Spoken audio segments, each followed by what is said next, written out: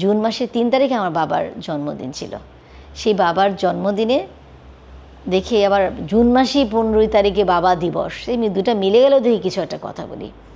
আমার বাবা ছিল খুবই সৎ, খুবই ভালো একজন মানুষ। তার মতন মানুষ, তার মতো একটা ব্যক্তি আমি দ্বিতীয়টা পাইনি। তার মতো একটা গাইড আমি কখনোই দেখতে পাইনি।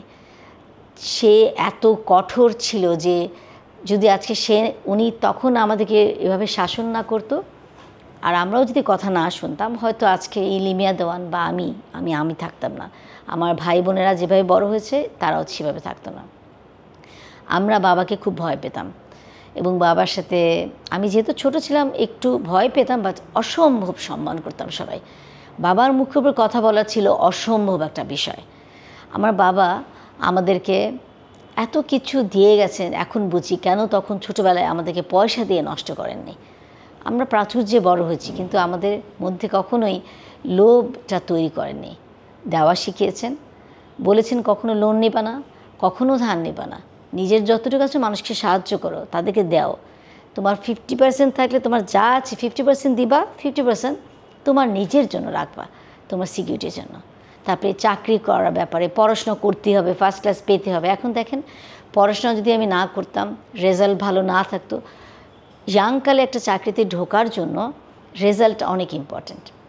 তারপর নিজের কাজ দিয়ে তাকে প্রুফ করা, এবং কখনো শিখায়নি ফাঁকেবাজি করো, যে কোনো কাজ সঠিকভাবে করতে হবে, কাজকে কখনো ছোট করে দেখা যাবে না।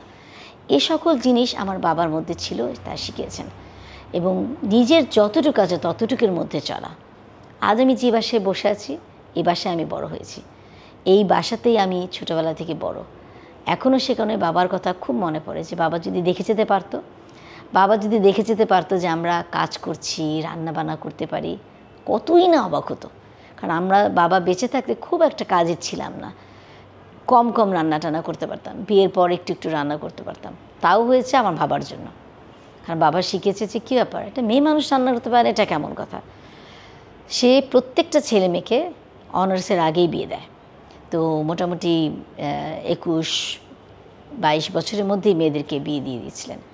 কিন্তু প্রত্যেকটা ছেলে মেয়ে আমরা বিয়ের পরে পড়াশোনা শেষ করি এবং উচ্চতর ডিগ্রি অর্জন করি। এগুলো একটা ভালো একটা মানুষের গাইডেন্স ছাড়া আসলে অসম্ভব ছিল। উনি হাল ছেড়ে দেয়নি, আমাদেরকে বিয়ে দেওয়া পর্যন্ত আমাদেরকে সুন্দর করে সে পথ দেখিয়েছে। একটা সুন্দর পথ নির্দেশক ছিলেন।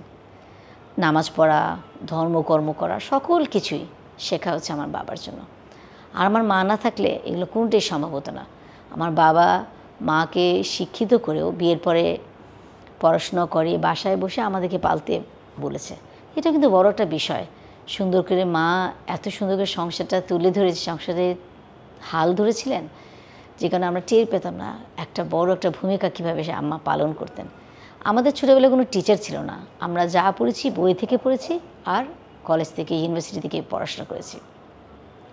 তো আমি সবার জন্য বলি, যাদের বাবা বা মা বেঁচে আছেন তাদেরকে সকলেরই উচিত বেঁচে থাকতে সম্মান করা, তাদের ভ্যালু করা।